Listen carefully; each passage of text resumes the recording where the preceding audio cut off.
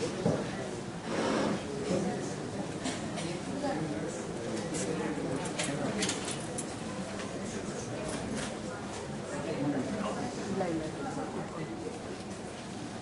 evening, ladies and gentlemen.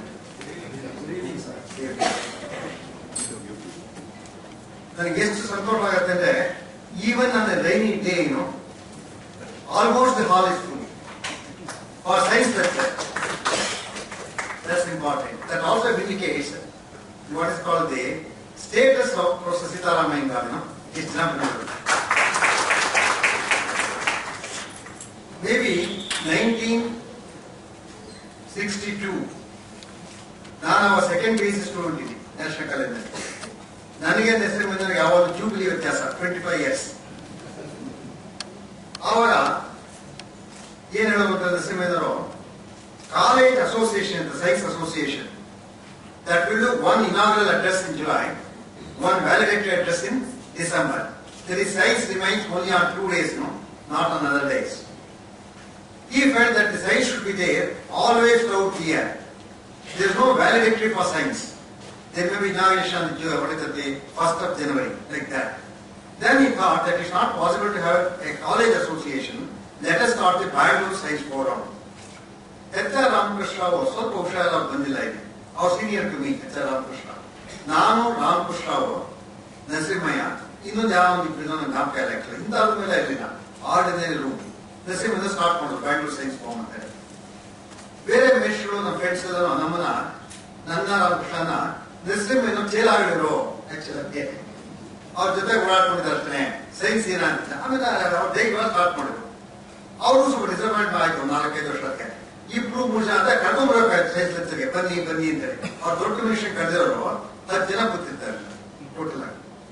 But ಹಠ ಆಯ್ತು ನರಸಿಂಹನಿಗೆ ಎಂದೋ ಒಂದು ದಿನ ಸಕ್ಸೆಸ್ ಆಗುತ್ತೆ ಅಂತ. No doubt about it. ಅದು ಕ್ಯಾರಿ ಆನ್ ಮಾಡಿದ್ರು 62 ಇಂದ ಇವತ್ತು 54 years. Thinking that Wednesday is one science lecture should be there. You were surprised, not even a single Wednesday is there. Avatti 62 in that. Later on in 1978, so history was ಒಳ್ಳೆಯದು. ಈಗ ನಾನು ಕೊಡದೇ ಇದ್ರೆ ಅಲ್ಲಿ ಮುಗಿದೋದು ಯಾರು ಗೊತ್ತೇ ಇರೋದಿಲ್ಲ. 1978 ಈ ರಾಮನವಮಿ ಫೆಸ್ಟಿವಲ್ ಬಹಳ ಇಂಪಾರ್ಟೆಂಟ್ ಶ್ರೀ ಇನ್ಸ್ಟಿಟ್ಯೂಟ್ ನಲ್ಲಿ. ನಾವು ಎಲ್ಲರೂ ನನ್ನ ಜೊತೆ ಕರ್ಕೊಂಡು ಹೋಗೋದು ನರಸಿಂಹಯ್ಯ ಆಕ್ಚುಲಿ. ಮ್ಯೂಸಿಕ್ ಹಾಕೊಳ್ಳಿ, ಸೈನ್ಸ್ ಹಾಕೊಳ್ಳಿ, ಕ್ರಿಕೆಟ್ ಮ್ಯಾಚ್ ಹಾಕೊಳ್ಳಿ, ಫುಟ್ಬಾಲ್ ಮ್ಯಾಚ್ ಹಾಕೊಳ್ಳಿ ಪ್ರಕಾರ. ಆ ಮ್ಯೂಸಿಕ್ ನ ಕೂತಿದಾಗ ನೋಡಪ್ಪ ಎಷ್ಟು ಬುದ್ಧಿವಂತರು. ಇದು ರಾಮನವಮಿ ಫೆಸ್ಟಿವಲ್ ಮಾಡ್ತಾರೆ ಮ್ಯೂಸಿಕ್ಗೆ, ಗಣೇಶ ಫೆಸ್ಟಿವಲ್ ಮಾಡ್ತಾರೆ, ಸಂಕ್ರಾಂತಿ ಫೆಸ್ಟಿವಲ್ ಮಾಡ್ತಾರೆ, ಎಂಜಾಯ್ ಮಾಡ್ತಾರೆ. ಸೈನ್ಸ್ ಯಾರು ಫೆಸ್ಟಿವಲ್ ಮಾಡೋದಿಲ್ಲ.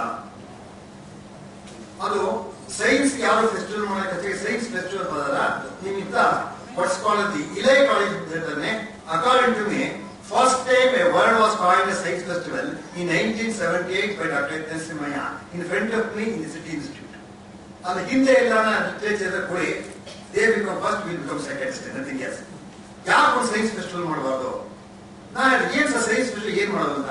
ಅಲ್ಲ ಮ್ಯೂಸಿಕ್ ಫೆಸ್ಟಿವಲ್ ಏನ್ ಮಾಡ್ತಾರೆ, ಒಬ್ಬರು ಕರ್ಕೊಂಡು ಹಾಡಿಸ್ತಾರೆ.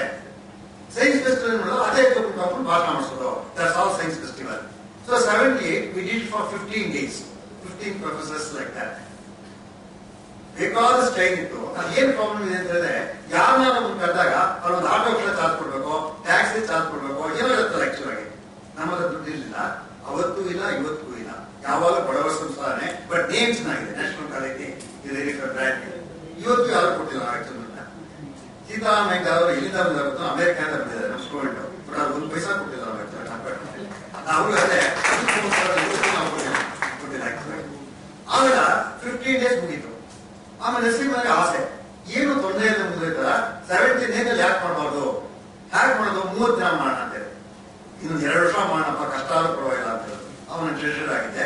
79 ಆಯ್ತು, 80 ಆಯ್ತು. ಆಮೇಲೆ 81 ಮಾಡೋಣಪ್ಪ ಅಂದ್ರು, 82 ಮಾಡೋಣ ಅಂದ್ರು. ಹಾಗೆ 91, 92, 2000, 10, 15, we are 60. Perhaps may go you for 3016 fixed in July 1 to July 30. Like that, we have conducted more than 2,700 lectures.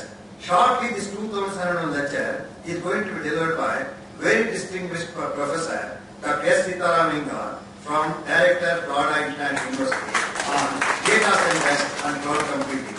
On behalf of you, and on behalf of me, and on behalf of all of the institutions, I extend a very cordial welcome to Professor S. Sitharama Iyengar. ಬನ್ನಿ sir, ಹಾಗೆ ಬನ್ನಿ. ಅಲ್ಲಿ ನೋಡಿ second ಜಾಗ ಅಲ್ಲೇ ಅಲ್ಲೇ ಅಲ್ಲೇ ಬನ್ನಿ ಸರ್, ಬನ್ನಿ, ನೋ ಪ್ರಾಬ್ಲಮ್. ಇನ್ಫ್ಯಾಕ್ಟ್ ಇನ್ನೊಂದು ಸ್ವಲ್ಪ ಸೀಟ್ಸ್ ಇದೆ ಅಂತ ಕಾಣುತ್ತೆ, ಅದು ಫಿಲಪ್ ಆಗಿ ಇಲ್ಲಿ ಬಂದು ಕೂತ್ಕೋಬೋದು. ಬೇಕಾಗ್ತಿದೆ, ನೋ ಪ್ರಾಬ್ಲಮ್ ಅಟ್ ಆಲ್. ನೀವು ಮ್ಯೂಸಿಕ್ ಹೋಗಿದ್ರೆ ಗೊತ್ತಲ್ಲ, ಬ್ಯಾಂಗ್ಳೂರ್ ಡ್ಯಾನ್ಸ್ ಮಾಡ್ತಾರೆ, ಫುಲ್ ಫಿಲಪ್ ಆಗುತ್ತೆ. ಆಮೇಲೆ ಏನ್ ಮಾಡ್ತಾರೆ, ಆರ್ಟಿಸ್ಟ್ ಕೂತಿದ್ದ ಅವ್ರ ಜೊತೆ ಕೂತ್ಬಿಡ್ತಾರಲ್ಲ ಕಂಪ್ಲೀಟ್ ಆಗಿ. I think one such day has happened here, that is when Dr. Iyengar came here, spoke on what's called as the decoupling in LAD. ಅದು ಮಾತಾಡಿದ್ರೆ ಇಲ್ಲೆಲ್ಲ ಕೂತಿರುತ್ತೆ ಜನಗಳೆಲ್ಲ ಕಂಪ್ಲೀಟ್ ಆಗಿ ಜಾಗ ಹೊರಗಡೆ. Such day has happened. And Professor Sitharama Iyengar is a leading researcher in the fields of distributed sensor networks, computational robotics, and oceanic applications, and is perhaps best known for introducing novel data structures and algorithm techniques for large-scale computations in sensor technologies and image processing of applications. ನಾನು ಅವ್ರು ಏನೋ ಸ್ವಲ್ಪ ನನ್ನ ಬೆಂಬಲ ಜಾಸ್ತಿ. ಅವ್ರು ಏನ್ ಮಾಡಿದ್ರೆ, ನಾವು ಫಸ್ಟ್ ಮಾಡಿದ್ವಿ ಸರ್, ಏನ್ ಹೇಳಿದ್ರೆ, how to grow vegetables in a software control box without soil, without water. ಇವೇನು ಗೊತ್ತಿಲ್ಲ, ಅಯ್ಯೋ ನಾನು 10 ವರ್ಷಕ್ಕೆ ಮಾಡಿದ್ದೀನಿ ಅಂತ ಹೇಳಿದ್ರು. ಅಲ್ಲ, 5 ನಿಮಿಷಕ್ಕೆ ಒಂದು ಪೇಪರ್ ಕೊಡಿಸ್ಬೋದು ಮಾಡಿದ್ವಿ. ಇವಾಗ ಏನೋ ಹೇಳಿ ಸಬ್ಜೆಕ್ಟ್ ನೀವು ಅವರು indicates by sending one paper which has published long back. ಅವ್ರು ಯಾವುದೂ ಬಿಟ್ಟಿಲ್ಲ ಟೋಟಲ್ ಕಂಪ್ಯೂಟರ್ ಸೈನ್ಸ್ ನಲ್ಲಿ. ಅವ್ರು ಇದ್ದಿದ್ದಾನೆ ಹೆಲ್ತ್ ಕೇರ್ ಪೇಪರ್ ಸಾಯಂಕಾಲ 32 pages ನಾಟ್ 1 hour. ಎಷ್ಟು ಕೆಲಸ ಮಾಡ್ತಾರೆ ಆಶ್ಚರ್ಯ. He is currently the director and Ryder professor at Florida International University's the School of Computing and Information Sciences in Miami, Florida. Previously, he was the Royal Paul Daniels Professor and Chairman of the Computer Science Department at Louisiana State University. ಈ ಲೂಸಿಯಾನಾ state university ಇದಲ್ಲ, ಇವರೇ computer science department start ಮಾಡಿದ್ರು. It was at 0-11. ಒಂದು 20 ವರ್ಷ ಕೆಲಸ ಪಟ್ಟು ಈ brought it at level 30 ranking 1 in 100 ನಲ್ಲಿ. 1 in 100 ಅಲ್ಲಿ ನಮ್ದು ಯಾವುದೂ ಇಲ್ಲ ನಮ್ಮ ದೇಶದ್ದು. ಅಲ್ಲಿ ಲೂಸಿಯಾನಾ ಸ್ಟೇಟ್ ಬಂದು ಕೂತ್ಕೊಂಡುತ್ತೆ 30 ಅಷ್ಟು ಕೆಲಸ ಮಾಡಿದ್ದಾರೆ. During his tenure at LSU, he led the Wireless Sensor Networks Laboratory and the Robotics Laboratory. Brooks Iyengar algorithm ಅಂತ ಎಕ್ಸರ್ಸೈಸ್ ನಲ್ಲಿ. ಅದಿಲ್ಲದೆ no work in sensor could be done. That's the fundamental work that 2 people have done a year back. So on board who put to actually as a presentation.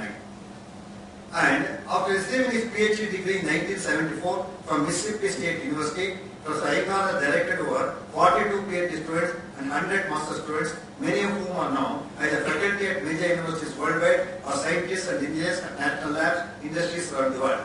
He has published more than 4 research papers and has authored and co-authored 8 textbooks, edited 10 others.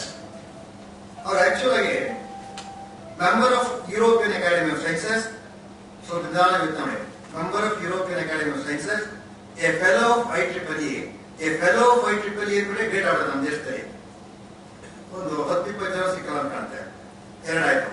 A fellow of ACM, ನಾನು sudden ಆಗಿ ಒಬ್ರು ಸಿಕ್ಕಿದ್ರು, ನನ್ನ student ಅವರು doctor Jayant ಅಂತ, ಜಯಂತ್ ಹರಿಸ್ತಾ ACM. And a fellow of AAS, ಅದು ಎಂತ ಅಂತ ಹೇಳಿದ್ರೆ most of them Nobel arts fellow ಅಲ್ಲಿ. A fellow of design and course program, fellow of institute of engineers, and a fellow of innovation technology, ಅದು fellow ಆಗಿದೆ actual ಆಗಿ. Awarded Distinguished Alumnus Award at the University of Science Bangalore and have awarded the IEEE Computer Science Technical Achievement for the contribution to sensor fusion algorithms and parallel algorithms. And he and Nulogics were awarded in 2012 Innovation 2 Industry Eye-to-Eye Data Competition. Iyengar received Distinguished Research Award from Xiamen University, China for research in senior networks, computer vision and image processing. Iyengar's landmark contribution to the research group is the development of grid coverage for surveillance and target location distributed sensor networks and Brooks Iyengar fusion algorithm. He has also been awarded honorary doctorate of science and engineering from an institution. ಅಂತವ್ರಿಗೆ national college student ಆಗಿದ್ದರಿಂದ national college ಕಂಡು ತುಂಬಾ ವಿಶ್ವಾಸ. ಇವಾಗ ನಾವೇನೋ ಒಂದು research centre ಬೇಕು ಅಂತ ಕೇಳಿದ್ಕೊಳ್ಳಿ, ಯೂನಿವರ್ಸಿಟಿ ಇಲ್ಲ 28 ಕಂಪ್ನೀಸ್ 30 ಬಂದ್ಬಿಟ್ಟು ಆ ರಿಸರ್ಚ್ ಸೆಂಟರ್ ನಮ್ಗೆ ಎಷ್ಟು ಪಬ್ಲಿಷ್ ಮಾಡಿದ್ರ, ಏನ್ ಮಾಡಿದ್ರ, ದುಡ್ಡು ಕಟ್ಟಿ 5 ಲಕ್ಷ 30 ಲಕ್ಷ, ಜಾಗ ಆಯ್ತಾ, ಕುರ್ಚಿ ಇಟ್ಕೊಂಡಿದ್ರ, ಅದಿಟ್ಕೊಂಡಿದ್ರ, 58% ಇರ್ತಾರೆ, ಸಿಗೋದೇ ಇಲ್ಲ. ಇವ್ರಿಗೆ ಎಷ್ಟು ವಿಶ್ವಾಸ ಅಂತ ಹೇಳಿದ್ರೆ, ನಮ್ ಗಂಟೆ ಎಷ್ಟು ವಿಶ್ವಾಸ ಅಂದ್ರೆ ಒಂದು ರಿಸರ್ಚ್ ಸೆಂಟರ್ ಗ್ರಾಂಟ್ ಮಾಡಿದ್ದಾರೆ ನ್ಯಾಷನಲ್. ಅದನ್ನ ಮೆಮೊರಾಂಡಮ್ ಆಫ್ ಅಂಡರ್ಸ್ಟ್ಯಾಂಡಿಂಗ್ ನ ಇಲ್ಲಿ ಸೈನ್ ಮಾಡ್ತಾ ಇದ್ದಾರೆ. ಯಾವತ್ತಂದ್ರೆ 6th Wednesday at 5:30. ಅದು great day for the national college. Getting a research center from a Florida State University which is again somewhere in top level, 20, 30 level. But individual science, individual technology, 1 in 100 number. You all level in it. And the University Research Center. At the same time, Dr. Sitharama Iyengar, Dr. K.J. Rao, Dr. Kiran Kumar, you are Delhi there. Sumya phone market there. Nan go mane apado, Yava Karu, the Yamiti Buddha test market. All but the Wednesday by and the top people in there, the Vella Bane, it will be a great day for you that the research center in computer science. So the computer science is it is trans-discipline. And then logic, computer science, sociology, computer science, or the economics, commerce. ಯಾವ subject ನಾವು ಬೇಕಾಗಬಹುದು trans-disciplinary research program ಅಂತ ಕೊಡಿಸಿದ್ದಾರೆ. In fact, Dr. Sitharama Iyengar, I am very grateful to you on behalf of the institution. ಆಮೇಲೆ ಇನ್ನೊಂದು ಹೇಳ್ತೇನೆ, ಅವರಿಗೆ Nobel prize leadership ಬಹಳ ಇಷ್ಟ. ನಮ್ಮ ದೇಶದಲ್ಲಿ ನೋಬೆಲ್ ಪ್ರೈಸ್ ಯಾರಪ್ಪ ತಗೊಂಡಿದ್ದಾರೆ? Sir C V Raman. ಯಾವಾಗಲೂ ಹೇಳ್ತಾರೆ great sir C V Raman ನೋಡೋಣ ಹೋಗಿ. ಬಟ್ ಆಮೇಲೆ ಯಾರಪ್ಪ ತಗೊಂಡಿದ್ದಾರೆ? ಯಾರು ತಗೊಂಡಿಲ್ಲ.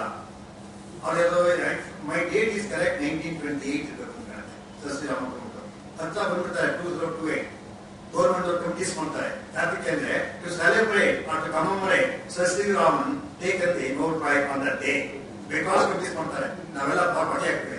ಅವ್ರು ಏನ್ ಭಾಷಣ ಮಾಡುತ್ತ ಅಂತ ಹೇಳಿದ್ರೆ, after sir C V Raman took Nobel prize, nobody took Nobel prize in India. That is our ಇದು. ಅವ್ರು ಹಾಗಲ್ಲ.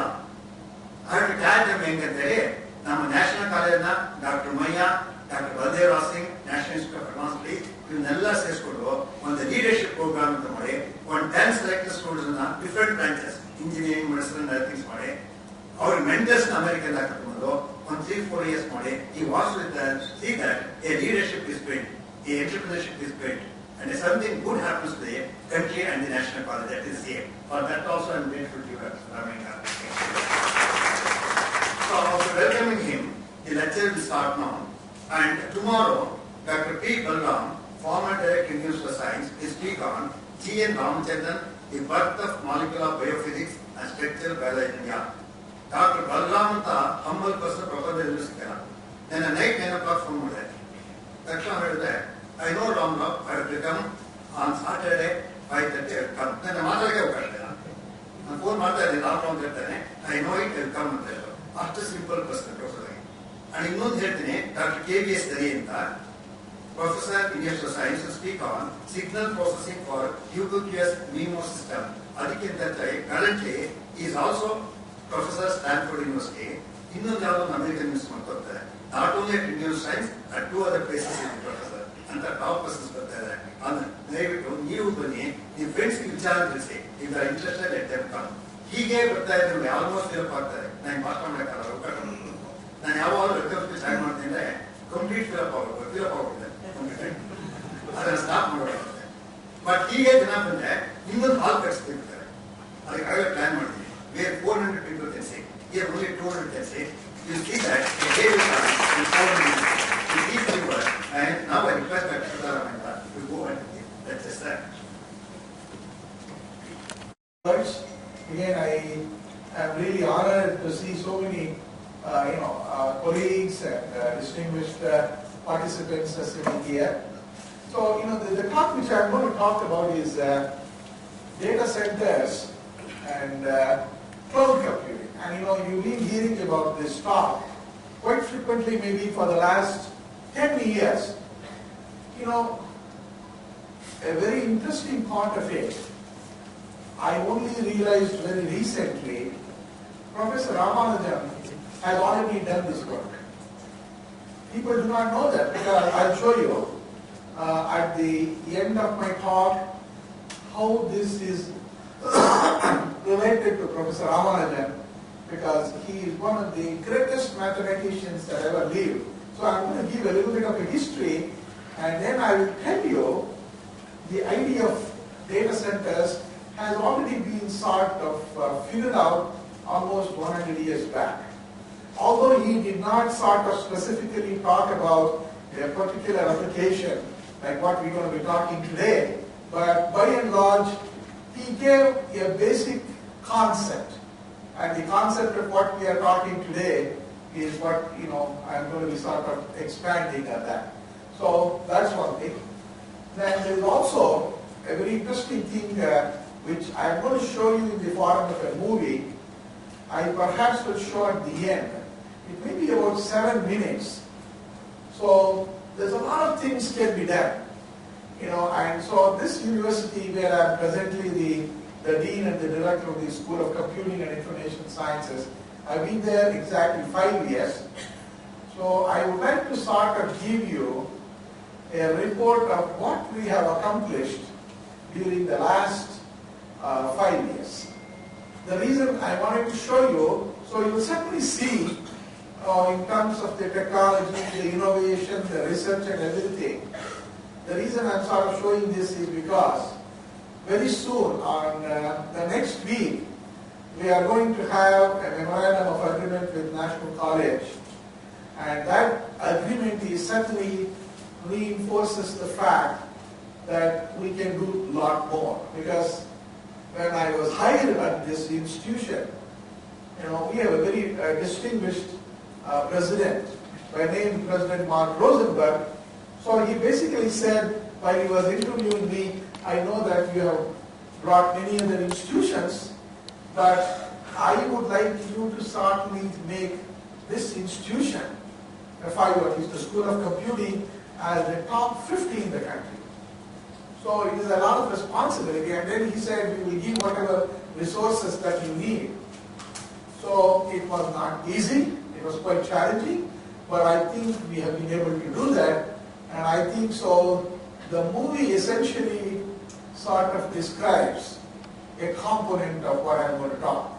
So I'm going to show you at the end of the movie, because I'm going to start talk about the data centers, which is the main focus, and then we'll spend about maybe 5-7 minutes on the movie, and that's very important because anyway, we're going to be starting this memorandum of collaboration and all those things with the National College, and I would like certainly to see National College is at the forefront in all of these innovations, creativity, and all of those things, because there is a potential for that. And I will also sort of link the entire story with Professor Ramanujam also. So it's going to be interesting. So let's go ahead and start on this. This is a slide I always show because I don't know how many of you have visited Miami. Miami is a very interesting place. The entire world of artists, the culture, the education is all in Miami because it provides that basic cultural environment. I mean, for any progress, you need really people from diversified background. So this is what we call as an interdisciplinary science. We can't be building silos to grow in any university, because the first and the foremost thing is, I would like to see, for example, the President Rosenberg said, how, for example, computer science can be used in music, how computer science can be used in biological sciences. But you know that you've been hearing. So the movie which I'm going to show you shows some really remarkable impact on the results of that. So this is a kind of an environment and a beautiful ocean, So this is where the Atlantic Ocean and also the Gulf will essentially come. So just to sort of give you, this is the building exclusively for Florida International University, and this is what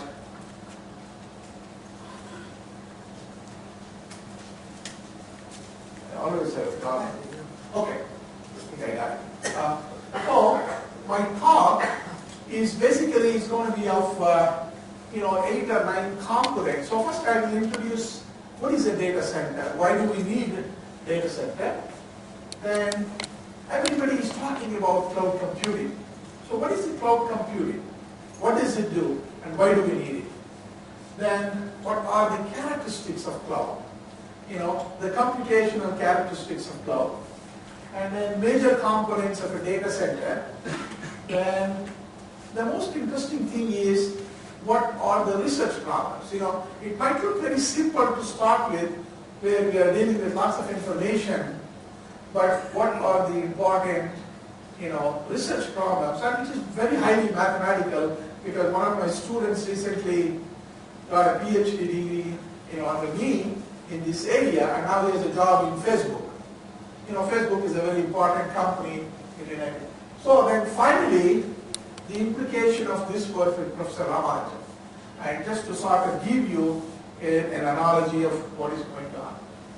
So just to give you a little bit of FIU School of Computing, now this has been ranked at this point the top 45th institution in the country, and this ranking was given by a federal supporting agency called National Science Foundation. And this is very, very important because this is what the President Rosenberg wanted. I mean, because this is how, because it's extremely competitive. I mean, unless you have the ranking, you will not be able to generate many more students. So we are very, very strong in many areas. Some of the centers of excellence are there. And so that is where we want to bring part of the Center of Excellence jointly with National College and other places. And so one of the goals in all of the universities is they also want to see how does it economically contribute to the state of Florida. You know, so do you believe the funding for our university is $1.3 billion? Just a university of maybe 60,000 students, 12,000 employees, the funding that comes partially from the state. But the total funding is $1.3 billion, one university. So you can very well imagine the kind of computations we have. I'll come to the movie a little bit later. So just to give you, before I talk about the kind of research, because there may be some students who are interested, we always want to work on interdisciplinary research areas. You know, like for example, genome sequencing.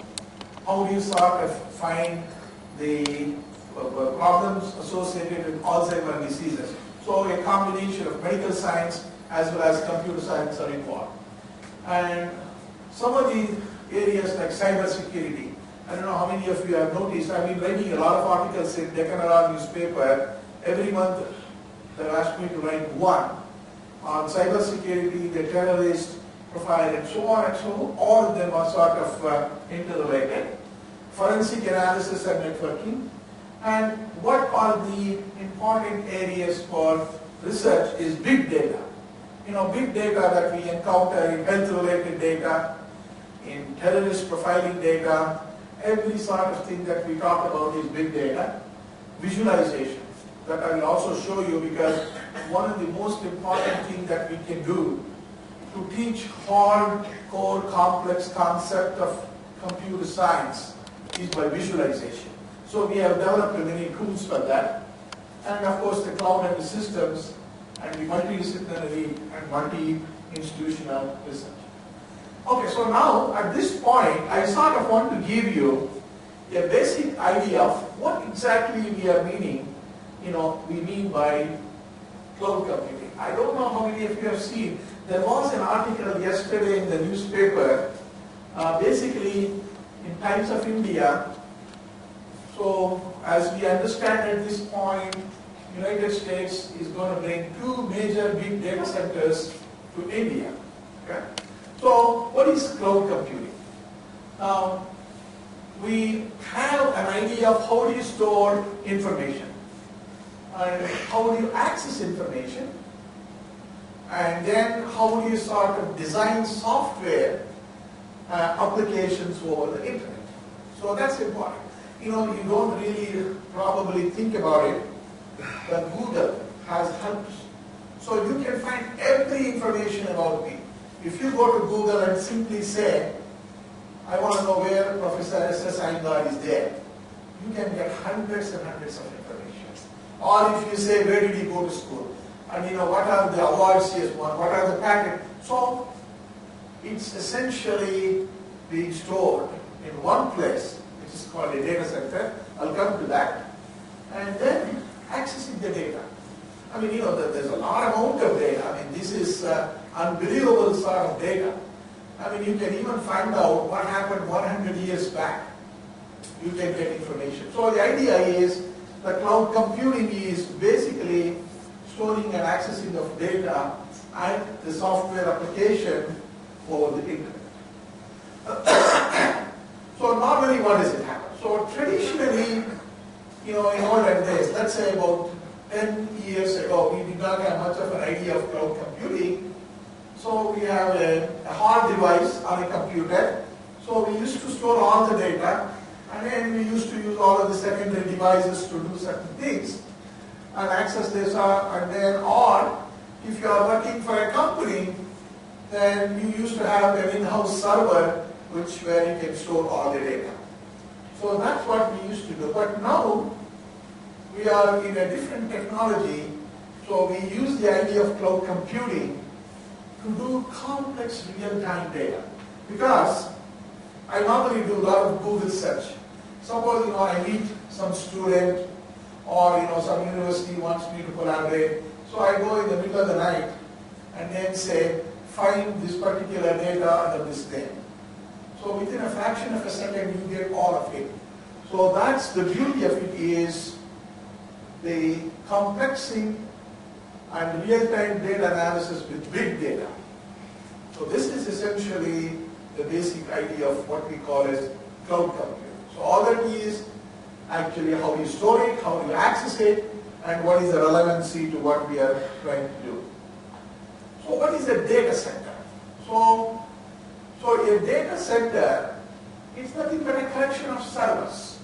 And I don't know how many of you see, next time when you go, you should see Google server. The Google servers, especially in Washington, you can go from here all the way to Visheshwaram Circle, different types of server, how it is connected. And so all these servers is connected, and this can be accessed via internet. So there's a lot of interesting networking problems, storing problem, accessing problem, and every type of problem that you can think of. So for this kind of data center, we need certain amount of infrastructure. So what is the infrastructure we are talking?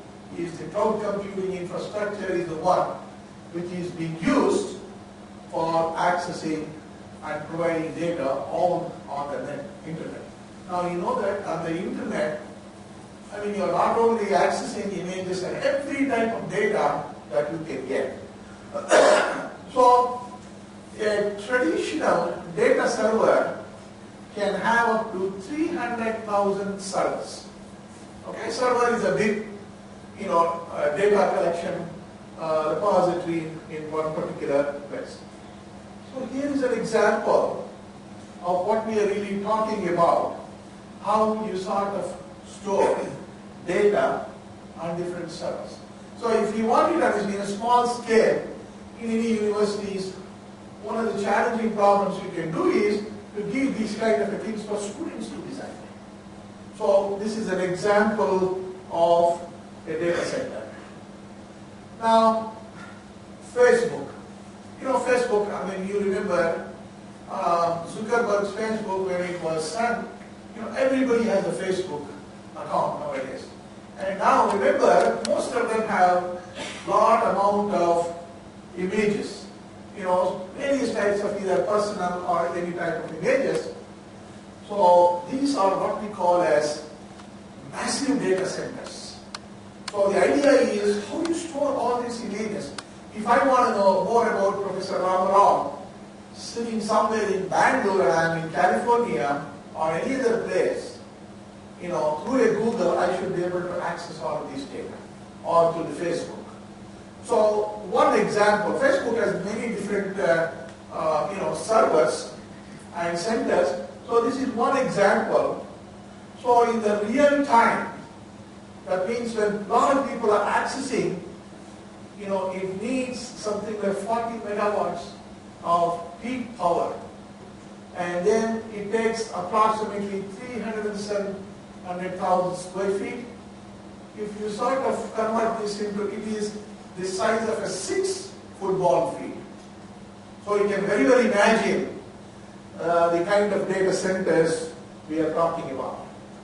Now, Microsoft has different data centers at different places. The one they have in Chicago, 224,000 servers. So Amazon will be launching the 2 data centers in India very soon. That's what the announcement has come. So the cloud computing has really attracted, many interesting ways to store and access data via internet. And every company, all of the big companies and even smaller, medium-sized companies have provided, this kind of infrastructure, like IBM, Microsoft, and all of those places. Now, so the next question, I think I've already answered this. Why do I need it? So the interesting thing that I can see, for example, is there is an exploding demand for cloud computing. Now all of the hospitals in the United States, they have cloud computing. So many of the things, for example, of the applications that we are talking is the internet services. I mean, everybody knows how to use internet, So this is a different age. If you don't know how to use an internet, that means you're not a part of the crowd. Now, online search. As I was telling you before, if you want to know more about me, you can be sitting anywhere in the world and do an online search for me or anybody else or for any information. Then, video streaming. Now, the video streaming is very, very critical and important because the reason is very obvious. Like, I have watched, say I like cricket. A lot of times when there is a cricket game in Bangalore or any time anywhere in India, so it's a night time in the United States, maybe right in the middle of the night, but there is always the video streaming of this live game that one can see. So that's a very interesting thing. So that's one application. So like that, you can think of hundreds of applications, either for football games or cricket or any type of games that you can think for. So this is the reason that we need now all the shopping, eBay shopping. So it's all done through the internet services. So a time will come, Bill Gates is telling that people literally can do everything sitting at home via internet.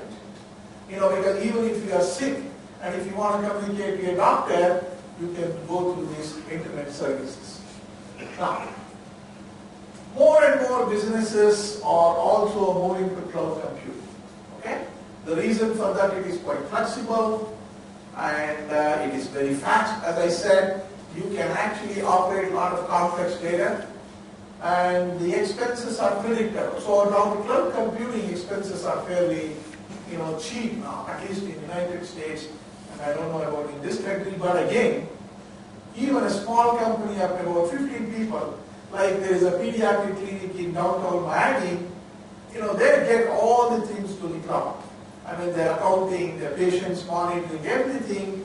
So an example is, certainly you can project how much money it would cost and how it can be done.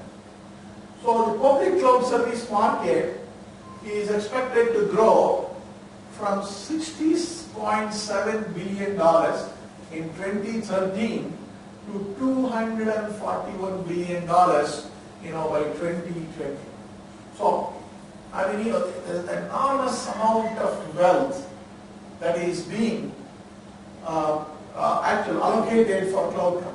So this is where many universities, many students, many companies are spending enormous amount of money. So if you sort of take a look at it, 2008 it was almost zero, and now you can see how it's almost growing exponentially. And it will still grow. And there are a lot of interesting applications people are sort of looking at. Now, to look at a data center, large-scale online services are almost impossible in the United States. And you know that if you want to reserve a ticket, you are not going to be able to hear. It's all done through online. I mean, all of these travel agents and things are there, but they use a lot of online services. So if you want to know, for example, where is Amritsar temple, you can do that. So the online, like Amazon book, if you want to know like how many books I have published, what I have done, it's all of the online services. So you can certainly sort of focus on this. In my opinion, this is almost an inevitable thing. Everybody should know how to use some of these kind of things.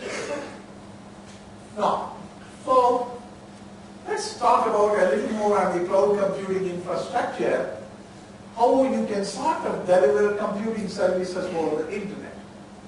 So we are essentially talking about distributed computing services over the internet. So there are three major components in this infrastructure. So you have a client. So this is the internet. So you will have a request and there is a response and there is another client. So there are millions and billions of clients all over the world. Now when once it is there on the internet, so there are different data centers. Now suppose you are in Europe. You are trying to access some information about New York. So what it does do is, it always tries to reach the nearest data center for fast service. So that is the way it's sort of done. Because the shorter the distance that it can travel, then it is sometimes the more real-time application. So this is a basic kind of delivery of services over the internet. So what are the computational characteristics? So what is that cloud computing is certainly doing is basically a sort of an umbrella that is being used for internet development services or activities on the internet. Now, remember, some of you can certainly argue that there are a lot of bad things also happen because this internet is freely accessible. If you provided the money through something. So, people can see porn movies, all negative and bad things also. There may be a lot of screens you can put to filter some of the bad, mail that you probably receive. But still, it's in the public domain. And any internet-based development services, cloud computing is an umbrella for that. So a number of characteristics defined by cloud data, application services and infrastructure. So whenever we are trying to retrieve information from one cloud, we will know the IP addresses and where it is done, then you'll be able to get the services much faster. So remotely hosted, like services or data are hosted on remote infrastructure. It is ubiquitous. It does not matter how the data looks or how the information is data. The data and the service can come anywhere and it is available for people to use it. Then it is also called commodified. That means there are a lot of computing model that has been developed. Unlike, for example, Florida Power and Light Company. They will certainly sort of tell you how much you have to pay very much in advance. And they can also predict using this kind of cloud computing infrastructure. So the utility of this kind of computing over the net is really unimaginable. So what kind of models people are using? So when I say cloud computing, there are three aspects to it, right? That's what I said. One, we can have software as a service. Now, then you suppose Professor Ramrao is a very special type of application, then you can use, cloud computing as a platform for service. Okay? Or if suppose you have a larger organization like Facebook and all, then you can sort of define, an infrastructure as service. Suppose if you take software as a service, so what is that we are talking is from end user point of view, we have to have all these apps should be located in the cloud area. Okay? So the software experiences are essentially delivered through the internet. So an example of that is Gmail. You see that. How people use Gmail to communicate from one person to the other, transfer a lot of images and so on. YouTube, you know that. If you go to YouTube, and you can even see that infrastructure, and then Facebook, all of these things are essentially what is called as software as a service. Now, platform as a service. Now, from the developer's point of view, that is, you consider the cloud users, what we call as the cloud providers, they provide certain internet-based platform for any developer. So you can come up with some, I'll show you some of the interesting problems, how people can solve. And there are a lot of students at many universities have solved these type of problems. Then the next thing is infrastructure as a service. Like if I'm using cloud, then what is that I'm doing in principle is I'm renting some storage space. That's all. I store that. They will help you to provide access and so on and so forth. They will help you sort of computation and maintenance from cloud providers. So there's an organization. So this is certainly useful for people like Infosys or Wipro, some of these IT-related companies who are using many of these kind of services very efficiently. So these are what we call as the cloud service models. You define an application, whatever the application may be, airline reservation, and when you know the kind of data that you are talking, airline reservation also goes up many times because sometimes they do enter wrong data. And I recently heard, like if you have all the tickets that have been reserved, but until you go there and verify the ticket counter, you're not very sure because it is in a different cloud and they may not have related to the local cloud of when it takes departure. And they may even tell you your ticket is not booked. Then when they look at it a little more at depth, they can say that. Then there is a middleware. Then there is also the idea of operating system.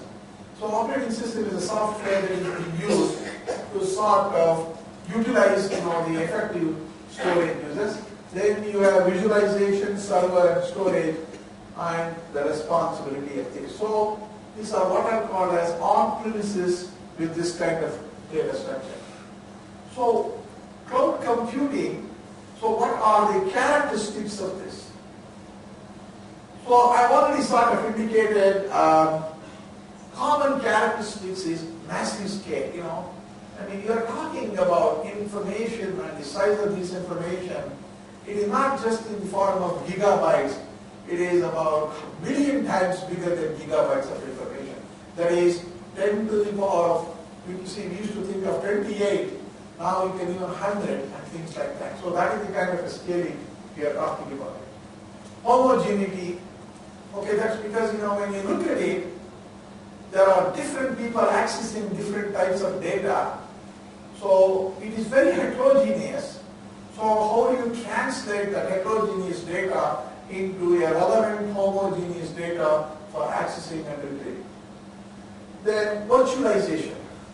So for example, whatever that I am really talking and sending information, I should be able to see right in front of my virtual computer. Or I would like to see what is going on in my university, right sitting in my house in Sitharama. So that kind of virtuality is very much important. Low-cost software. So the very important thing is what is the time and how it can be sort of sold. So what are the reasons why, for example, people are coming to India, like having these kind of data centers, cheap labor. Very cheap. Because if you want to hire, okay, let's give you one comparison. All of these call centers. So the call centers, typically in the United States, for many of the companies, or the Sears, Roebuck, or Walmart, or any type of companies, if you want to hire a call center person, you must spend at least about $100,000 minimum. So whereas here, if I have a call center, $100,000 per year, so I could spend maybe about $25,000 per year and still continuously do the same thing what is happening in the United States. So you can see virtually it is about 2 or 3 times the scale. Why is it Infosys is making money? It is because of this. I mean, 30, 40, 50,000 rupees or anything that you give, the very small amount of money, if you want to hire the same caliber, or any companies for a matter of fact, it is quite expensive. So that is how, for example, IBM is right in town. I mean, it has hired thousands of people, good quality programmers and coders, they can do a lot of work. So similarly, the data centers, which involves more amount of providing access to common users, involves coming up with efficient, user-friendly software, and that's why they are coming here. Low cost. So resilient computing. So in India, I think we are very fortunate. I mean, although we might say we are IT market and all, and we are pretty much working at a very low value. And that's why every company that I see, they want to come down here. Because you get good quality product at a very low price, and that is why, of course, there are some other problems like infrastructure, that's fine, but this is the reason why many of the major companies are right now in Bangalore, Hyderabad, and other places. Now, geographic distribution also, and of course, service orientation. And we can train our people very good here. That's what I hear from Cisco or all. The people of India, they're very good, smart, and data analytics. They can work 12 to 13 hours a day and provide a job. So, an advanced security. Now, what are the essential characteristics of cloud computing? On-demand self-service. That's important. Remember that whatever information that I'm really looking, I should be able to access it. And so it should have a broad network access, resource pooling, and rapid plasticity and elasticity. So measured services are very, very important, and that's why cloud computing is here. So just to give you an idea, so this is an example of a data center. So here you see here, you have a lot of these servers that you can see. Then if you have those servers, how efficiently you can do a network? So that's another interesting problem. So you must come up with really wonderful networking. Now even server racks are important. Now, the biggest negative thing about it, it generates lots of heat. So we must have an efficient cooling system for data centers.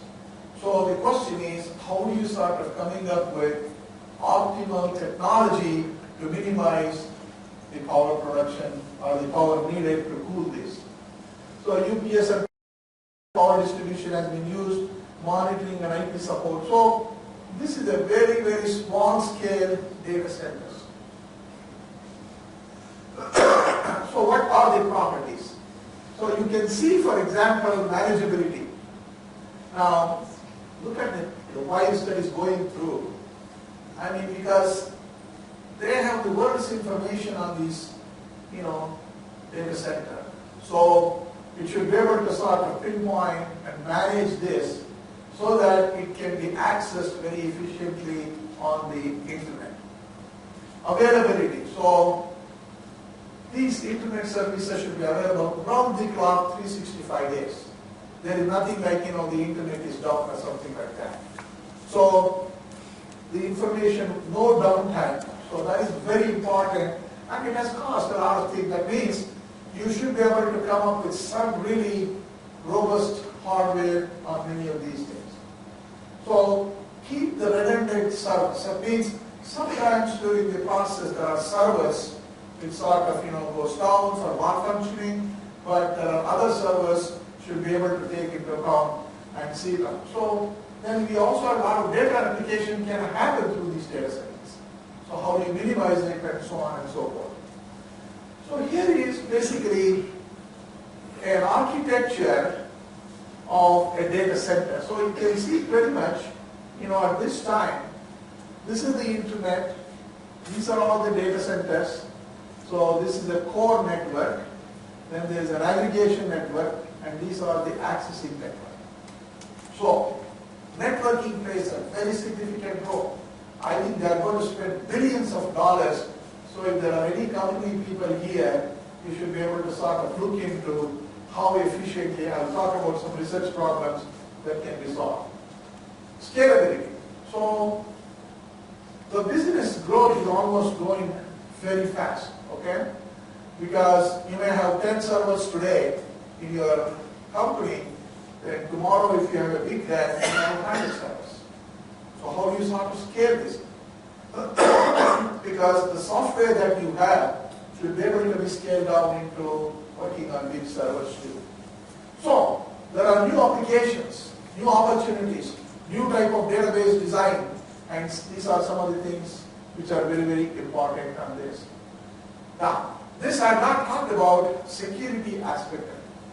You know, security is very, very critical for this kind of data centers. Especially, this is very critical if you have data centers for banks. You know, Chase Manhattan Bank. I mean, they operate millions and billions of transactions, and it's all operated, you know, through the data centers. So security is of major concern because if somebody can have access to even one bit of a thing, they'll be losing millions of dollars. And it has happened. I mean, of course, they have different levels of security. Although they may hack the security, they can only be hacked at the outer level, not at the core network which I showed you. So security is a fundamental concern.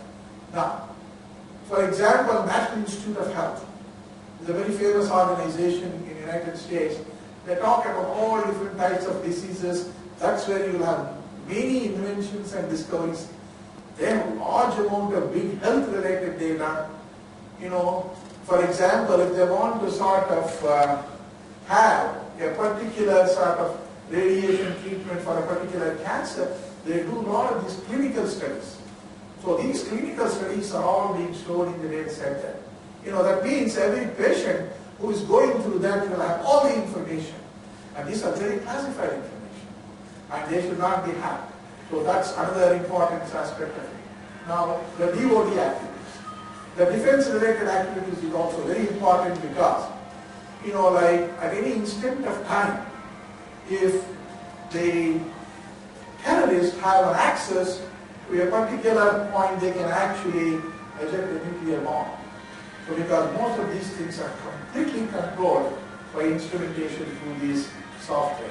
So that's another dangerous thing. So security is basically to prevent an unauthorized attack on many of these centers. And it's a very critical.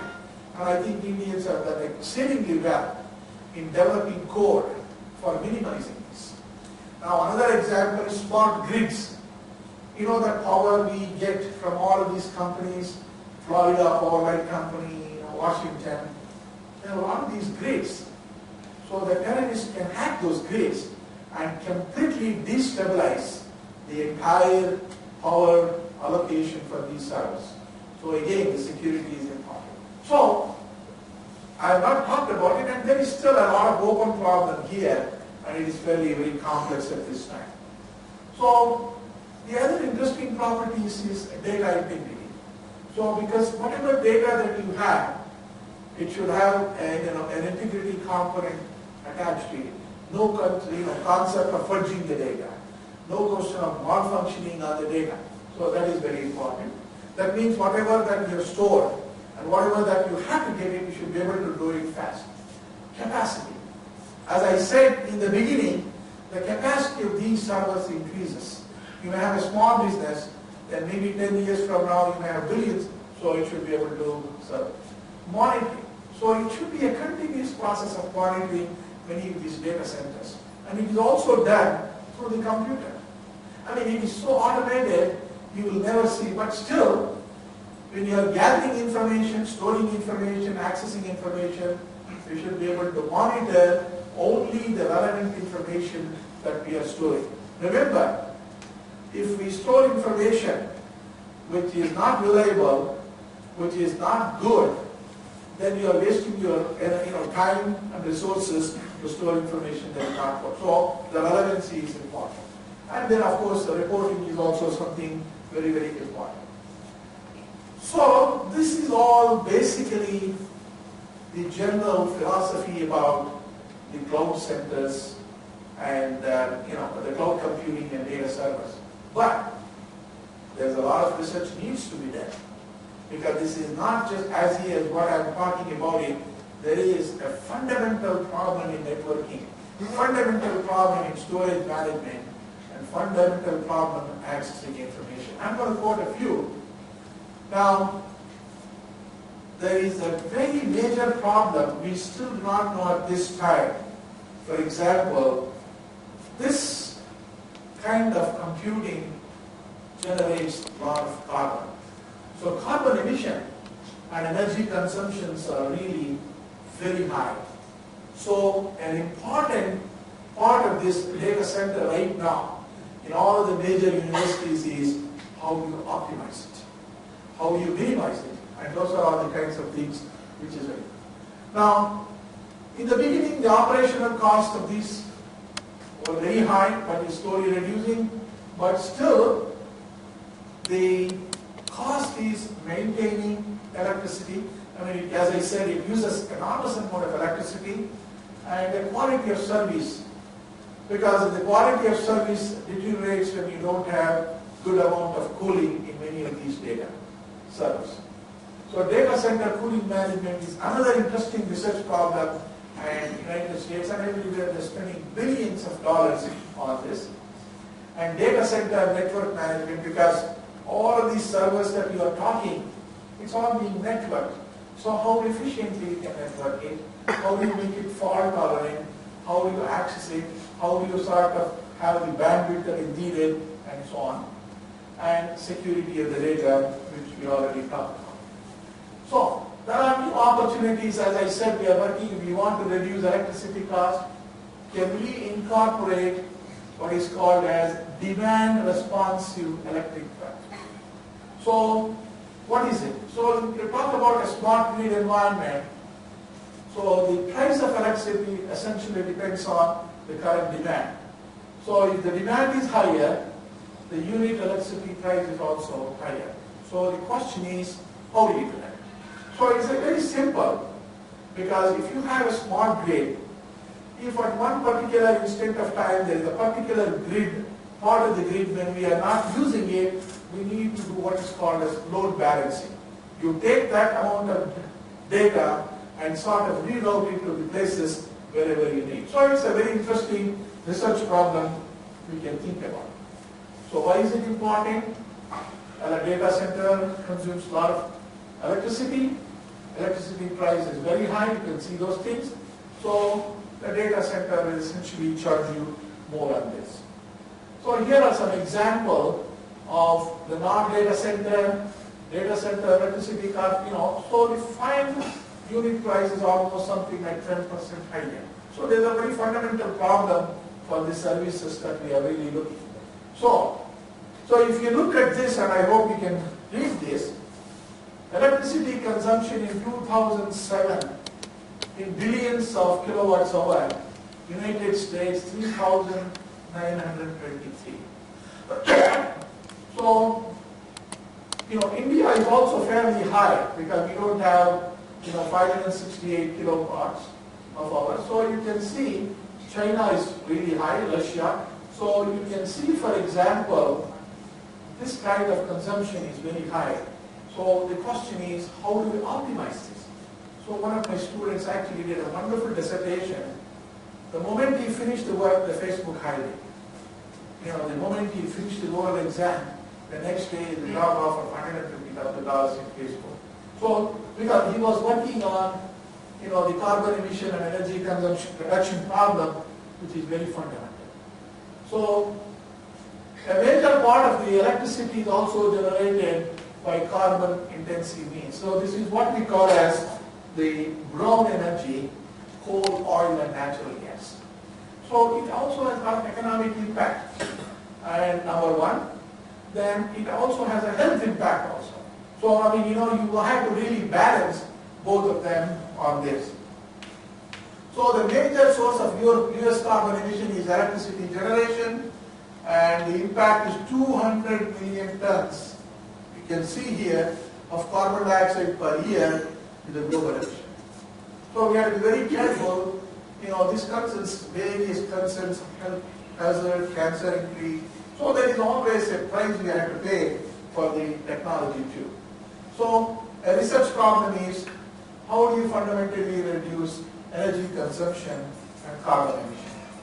So operational cost, as I said, is another interesting problem. Electricity cost and higher emission, all of those things plays a very significant role in terms of optimizing the energy here. So the other part of it is cooling management. As I said, data centers are so huge and sort of produces so much of heat, you must have an excellent cooling, which is very fundamental. So you can see, for example, the cooling energy consumption depends on the cold air supply temperature. It's really a very simple thing. So there are places called hot spots may appear, and that might sort of direct the entire server. So that's a very important thing on this. So what is the research problem here? How do you sort of work on the workload and minimize the hotspot and turn off the servers in the hotspot so that you can use it in the lab. So the interesting thing is scalability, resiliency, fast storage, and quality of service issues and security are major interesting research problems for people to say. All right, I think there is some more, but I think I'm going to go into Ramanujan's work because I'm really fascinated with this. And I think most of you know, the greatest mathematician we had, Ramanujan. Actually, if you want to sort of rate mathematicians like Ramanujan, Professor Hardy, he was the host for Professor Ramanujan at Cambridge University. So during the course of his discussions, somebody asked him when he was at Harvard University, how do you rate Professor Ramanujan? Then, this is what he said.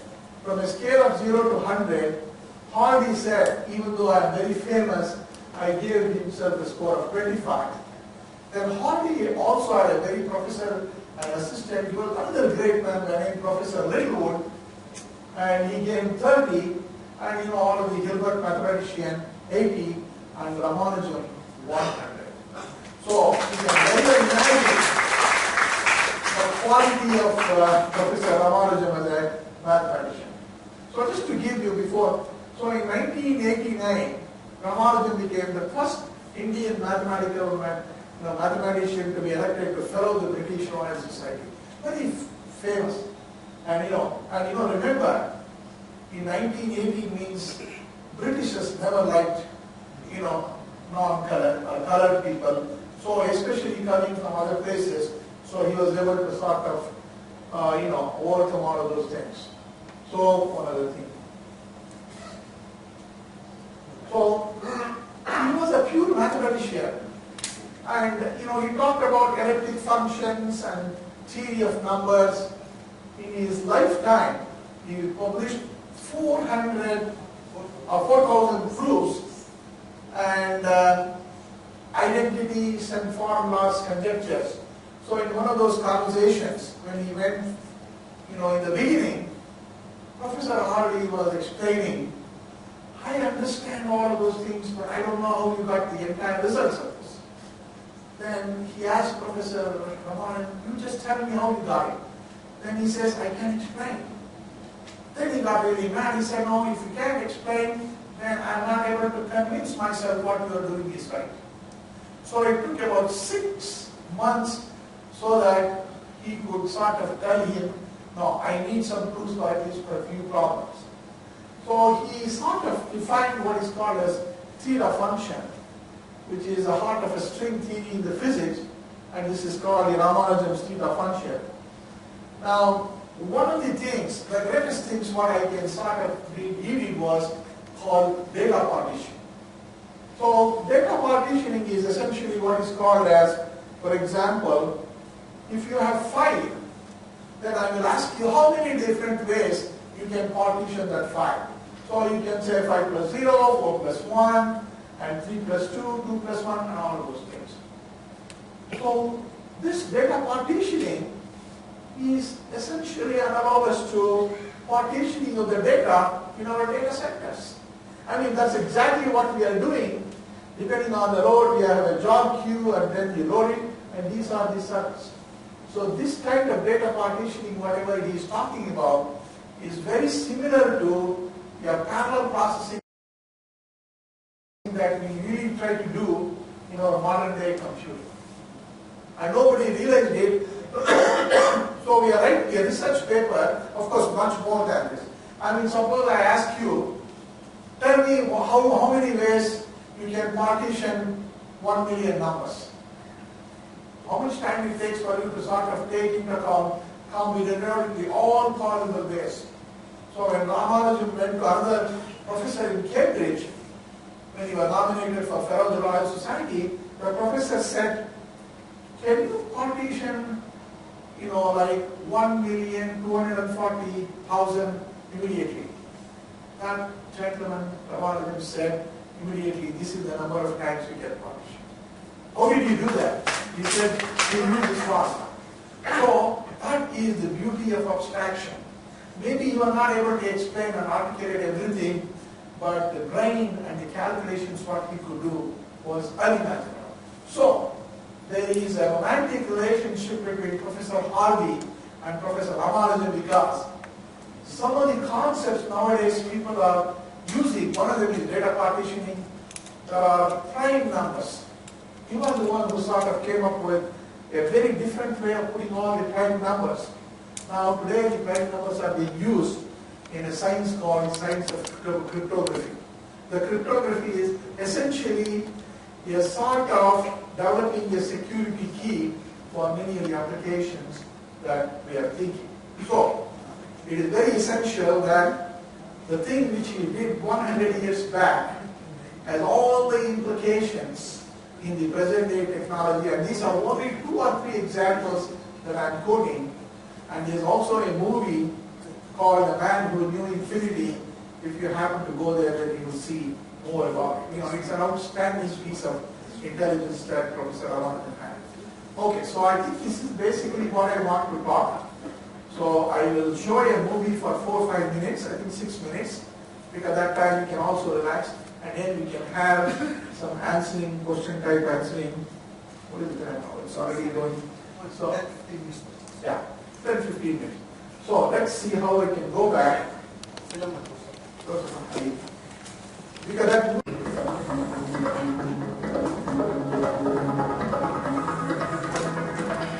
The School of Computing and Information Sciences is one of the largest computing programs in the country, and enrollments have more than doubled over the last 6 years.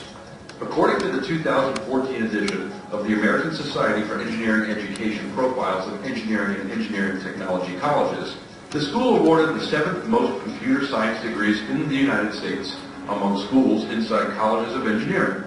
In the Florida State University system, the school is the only one to offer both bachelor and master's degrees in both computer science and information technology. Additionally, the school remains one of the nation's leaders in training Hispanic PhD students. The Integrated Computer Augmented Virtual Environment, or ICAVE, is an instructional and research visualization facility located on FIU's Modesto and Peak campus. This facility can be used for both undergraduate and graduate instruction in a variety of fields across the natural and social sciences, humanities, and professional programs. The ICAVE provides new opportunities for students and faculty for research, creative projects, and learning exploration across all university disciplines. The potential for interdisciplinary collaboration is limitless. The benefit for users is tremendous, as this virtual environment provides a completely immersive experience of a virtual space and the capacity to explore new ideas, places, or objects in a dynamic and interactive visual environment. The ICAVE project is a joint collaboration between the College of Architecture and the Arts and the School of Computing and Information Sciences. Dr. Chen at the School of Computing and Information Sciences and Professor Shaheen Vasig at the School of Architecture are co-directors of the ICAVE. The project has been funded by FIU's technology fee funds and is officially in operation since February 1st of 2016. Since that date, 2 collaborative projects have already been showcased at the ICAVE. The first was a collaboration between SCIS and the English department, in which the Globe Theatre of Shakespeare's London was brought to life. Using the iCave technology, a stylized representation of early modern London was created to show viewers today what it may have been like to see a play at the Globe Theatre. The second collaboration was a Minecraft world, showing FIU Sculpture Park and the Frost Museum's neighboring buildings, which was created by students at Miami Springs High School in collaboration with SCIS. The iCave technology will also be used in the near future for a 3D visualization and animation system for storm surge flooding. Dr. Chen's research group collaborates at present with the International Hurricane Research Center. The system includes three major components: a 3D synthetic visualization environment representing terrain, buildings, roads, vegetation, and the sea, a module for animating surge flooding and waves, and a high-resolution storm surge model to serve as an engine to drive the animation of flooding. Finally, the virtual colonoscopy is a safe, non-invasive colon screening technology utilizing computer graphics and CT scan images. It is an alternative to endoscopic procedures for examining the bones in our wall. This technology can be used for medical training and diagnosis. The Discovery Lab is the Innovation Center for Florida International University's School of Computing and Information Sciences. The Discovery Lab was created in the spring of 2012 to provide students with hands-on experiences needing to solve real-world challenges, develop student-led research opportunities, foster students' entrepreneurial skills, and train a new generation of IT professionals who reflect the diversity of South Florida. The Discovery Lab provides students with a platform to develop many new ideas, and that the lab is comparable in its mission to labs at top universities. According to Dr. Iyengar, the lab is educating entrepreneurs, sustaining research, and developing products that can be commercialized. Through the lab, the School of Computing and Information Science is training the next generation of students with the 21st century skills they need to succeed. The Discovery Lab focuses on research in the areas of computing, security, sensor networks, automation, and intelligent robotics through immersive learning. The Discovery Lab not only addresses comprehensive sets of fundamental problems in the investigation of these research areas, but also pursues commercialization results. Lab researchers are performing advanced research in the areas of intelligent systems, advanced security systems, autonomous vehicles, mobile autonomous robots, semi-autonomous telepresence, virtual reality, and smart grids. The Discovery Lab also provides an infrastructure to promote collaborative research among universities and research organizations, both nationally and internationally. Through a series of memorandums of understanding, as well as cooperative research and development agreements, the researchers at the Discovery Lab are developing an international network of cooperative research with other universities in Canada, Latin America, and India.